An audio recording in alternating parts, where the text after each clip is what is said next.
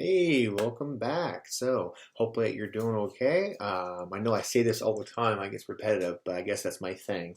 So, anyway, um, I have an interesting book for us to look at today. I'm hoping that these videos are doing really well and you're learning a lot. I'm learning a lot when I'm reading because reading expands your brain, it expands your vocabulary, and it kind of gives you some ideas throughout life that you can build on and try. It's really nicely to have happen for you. So the book is called The Rule. The Rule. And it's how I beat the odds in the markets and in life and how you can too. And so this is Larry Hite. And um, when you invest in yourself, or let's say you invest for the future, you're always going to have certain risk. And that comes with territory. And this book was written in 2020, and it's not a very lengthy book. It's probably around, let's see, about 190 pages. So it's actually, there's very big print in it. So it's actually not going to take it that long. But the book is really about an empowering story of learning from life's challenges. The Rule is filled with indispensable investment insights and lessons that you can take to the bank. The author, Larry Hite, he's a billionaire. He lost all of his money before he became a billionaire, and he kind of shows you how he goes through this. And he made a company or made an organization. I don't know if we want to call it an organization, but it's an investment group. And it's called the Mint Investment. And you can actually look that up. It's called MIT Investing. And it's been around for quite a while, about 20 years. And I'm going to get to that later. But the book offers that you don't know what you really want. And every tough choice that comes along can be overwhelming. So we have a lot of investings and a lot of risk that goes with investing. And you have to have money to create money. And sometimes you don't have money. And people might say, well, you can start with nothing. Yeah, but when you take out a loan from a bank, they want you to have some kind of collateral. And that's part of like skin in the game. You want to have something that they can kind of, you have something of value. So if you lose that, they will take that. But anyway, Larry, after college, he wanted to learn to be rich and financially secure. And he came from New York. And he says that in his book that money has risk. It takes time rather than money. And time is very finite. We kind of take time for granted because it does take time to build wealth, to build yourself up too. And a lot of us want to be in a hurry. And I understand there's people out there that might say, "Well, time is nothing. You can always make money." Yeah, but you can always make money, but you can't you can't get back the time, and you have to be careful with that. So the book is called The Rule because one of its chief goals is to share how the same trending philosophy that he used achieved success with money can also be effective in other aspects of life. And that's one of the reasons why it's called The Rule. So he was a poor student.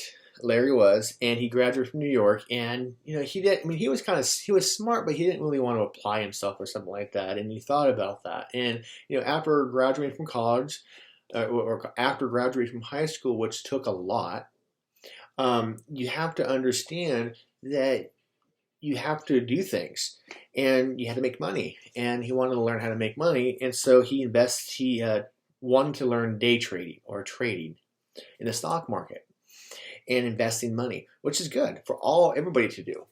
And sometimes it's very hard to do that. So the idea he wanted to know is know your flaws. and get comfortable with your failures. So know your flaws and get comfortable with your failures, because your failures are the things that are going to make you brighter. And yes, we fail. We don't like to fail as a civilization, but we got to make sure that, hey, you know what? It happens. So here we go. You have to play the cards that are dealt with you. So sometimes that we are born in a disadvantaged family. Maybe we're really poor. We have a low social economic class. I had that. I wasn't really, I was middle class, but I was below the middle class a little bit, and I had to work. I went through college. I didn't have parents that paid for my way and stuff like that. I had to take out loans, and that's always tough to pay back. But you get a job eventually, and you pay that back, because that's what you do when you take out a loan out. And you have to invest in money. You have to invest into yourself to get something out of return. But you kind of have to know what you need, and you need to know what you want. And that's part of life. You got to know what you need and want, because it's very hard. And a lot of people go through life, they don't know what they want. They don't know what they need sometimes. And they just sometimes buy, and they spend. And you also have to test your assumptions. Assumptions are like, you kind of, okay, I guess that's going to happen. I guess something's going to do this. And you kind of are looking for the odds and stuff. And so when he says that there's 4 kind of bets. So bets like, I bet that this basketball team is going to win tomorrow. Or I bet that the stock market on this stock is going to go up on this company tomorrow. And you're making these general bets. And there's 4 kind of bets that he says. There's good ones, there's bad ones, there's winning ones, and there's losing ones. So what he says that you don't want to you can't completely control the outcomes of all these bets. The good and the bad bets that he says that refer to the odds of winning and losing, and bets that have some kind of output of it. It's kind of really hard to explain this a little bit unless you actually play the game a lot. And you have to think about like the law of averages. So in the book that he says the law of averages, and if you're a mathematician and a statistician, you also know what the law of averages are. So for example, let's say you're at the casino, and maybe if you're not old enough, don't do this until you're old enough to go to the casino. But you play a slot machine. And you pull down the lever or something like that, or you push the button and the thing spins, right? You put some money in. The law of averages says that if I keep on playing, eventually I'm going to win, right? And the law of averages says that if I keep flipping a coin, that the average is going to come 50-50. It's kind of like the language of large numbers, and we're going to get to that in a minute. But the law of averages says that if I keep on flipping this coin or doing the slot, eventually I'm going to get 50-50 out of it, and it always doesn't work that way. So think of like a law of averages is a particular outcome or an event that will occur at frequency. That is, it's closed in its probability. What I mean that is it's given sufficiently large number of trials of instances. So you flip that coin, you have a 50-50 chance. As soon as it should be 50-50 chance, it comes out. But eventually you have to do it about 100 or 1,000 times for that to come out. And the misconception of what he's trying to say here, the misconception is many people incorrectly believe that if an event hasn't happened for a while, it is due to happen soon. So remember, going back to that slot machine, if you keep on betting your money in that slot machine, the things are going around, eventually you're thinking, hey, eventually it's gonna win. I'm gonna win. And that's the misconception there. It doesn't always happen. And people think that, but I notice that you might have that little slim chance. It might. Well, you got to risk it then. If you're playing the 25 or you're playing dollar machines and you're running out of money and you come up to $25 that you put in, you say, well, the next one has to win. I'm out of money. And then it doesn't, you're kind of screwed. And that's part of it. And you're expecting that average to come in to play. And that's the misconception to any bet or any investment. Eventually it's going to come out. So, if you think about large numbers, large numbers is like, let's say that I have a dice, and a dice has, I don't have a dice around, I should have a dice around here. A die has 6 sides to it. Well, if you roll that dice, the numbers should all come up, what? Once, right? So if you have 6, so if one number comes up, that's 1 out of 6, right? Because 1 out of 6. And what is 1 out of 6? So if you take a calculator and divide that by 6, you get a 0.16 or 16% of that happening. And so you're rolling that dice, you should expect those numbers to come up. But what if you roll that dice a million times? And you're going to think that, okay, all those numbers should come up evenly. So that's probably a bad example. The flipping a coin is much better because you're doing it more. You should have a 50-50 chance, about a 50-50 chance. So the thing is that you got to know your game. You have to know your investment. And so there's a thing called, what we call in mathematics is called game theory. And you can use this in statistics if you study statistics. It's called game theory. It's actually a class you can take. And really, it's a mathematical model that predicts interactions among players who properly understand their set of rules.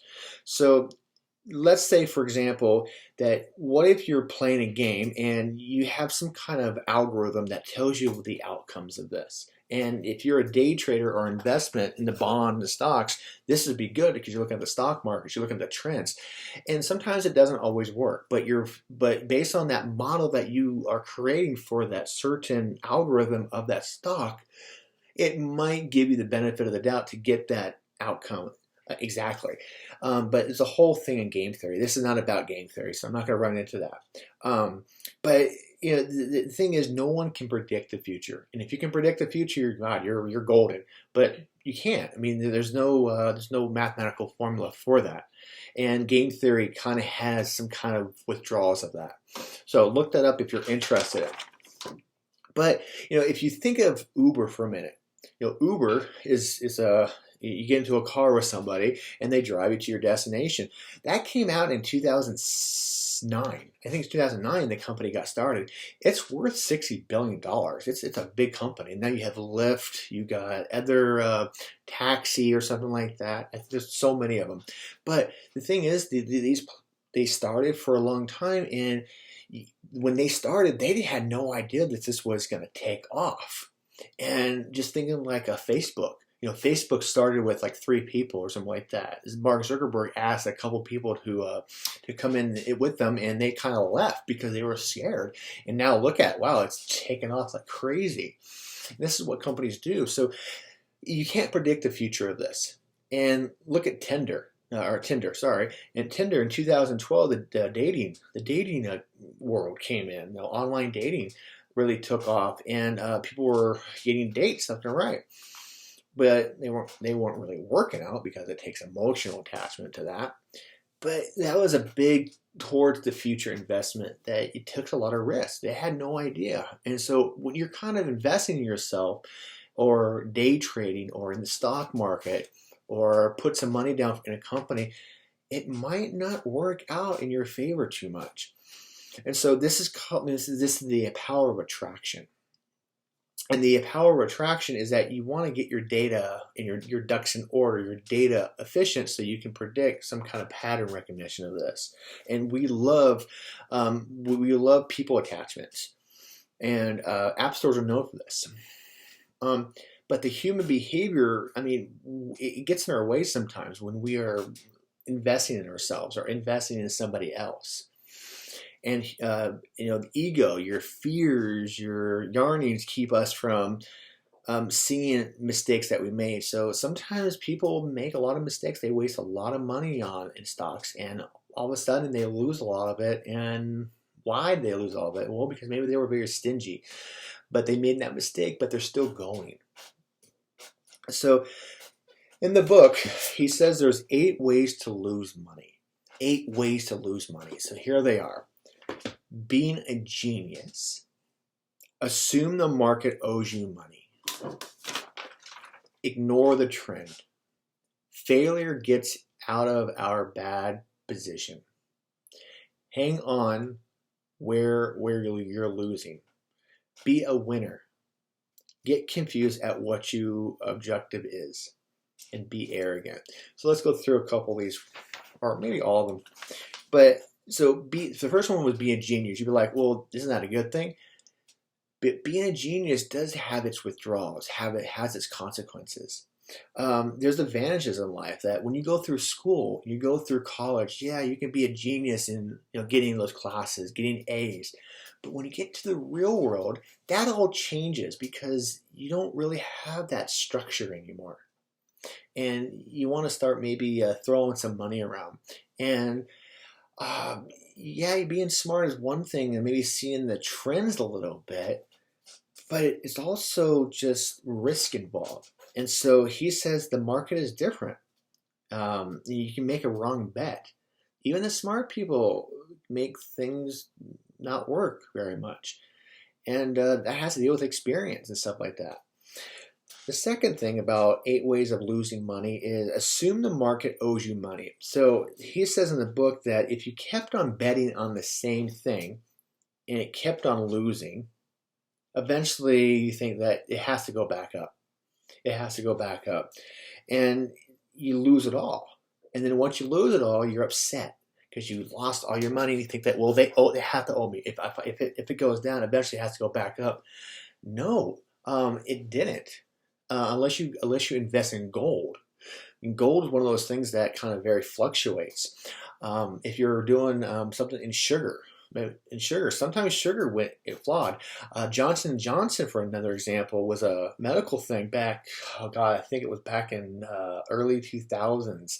They had a problem with their corporation, some of their don't quote me on this, but I was alive during that time. But they had a problem with it was Johnson & Johnson. Something happened, and their stocks plummeted for a long time.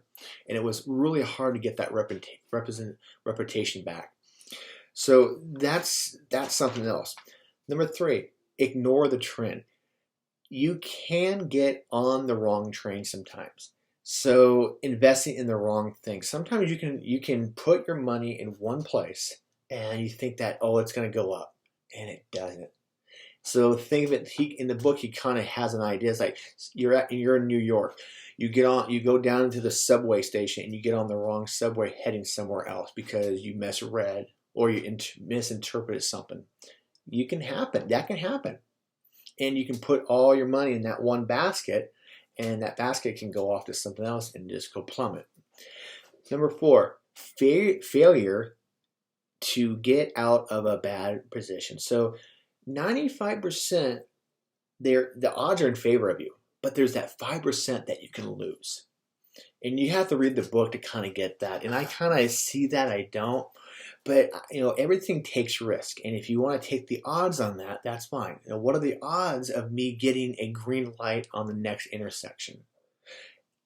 It's really up to you. What's the odds of getting, if I invest all this money into this one corporation that sells bicycles, am I going to get the odds of getting a good investment off of that, a good profit? I don't know. So you don't know. So number 5 is hang on when you're losing. So when you borrow money, you're in debt. Debt means you owe money. And people want to buy more options and they want to borrow more money. But when they're borrowing money, you're getting yourself more in debt. And your value losing. You're pretty much losing because what you're trying to do is that you're getting more money, borrowing more money, but it's not paying off. Number 6, be a winner. That might sound kind of weird, right? People are used to winning as far less likely to acknowledge they are actually losing. They might lay that, oh, you know what? I know that I'm putting money here, but I'm winning though. I'm winning. I'm playing the stock market, but you're losing. But you're losing every single day. And they think that I'm doing something good, but it's kind of not working out. You're lying. You're kind of lying. You're lying to yourself. And they will hang on to this losing bet. So here's an example that maybe you're playing roulette, If you don't know what roulette is, it's a wheel, right? That goes in the opposite way when you put a low ball, and the ball has an equal chance of hitting the slots. And so he had this roulette wheel going around this way, and you have a ball, and it's like, okay, there's an equal chance for me to win, but you keep on betting on the same number. You say that, let's say you bet on a 6. There's no 6 coming up for a 10th, 12th, 13th time, and you just keep on losing money. You're just putting money down a rabbit hole. I think that's how they call it. People get, but you know that you're playing. You're playing a roulette. Hey, but you're losing it all. So 7, you get confused at what your objective is. So let's say your objective is, I want to invest for my future, and maybe you fall in love, and you get a house. The next, I don't know, maybe the next 5 years. So you invest all this money for like retirement. Then you use it because you want to use it to make a life of yourself. But your objective was to save that money for retirement. So now you're out of retirement money.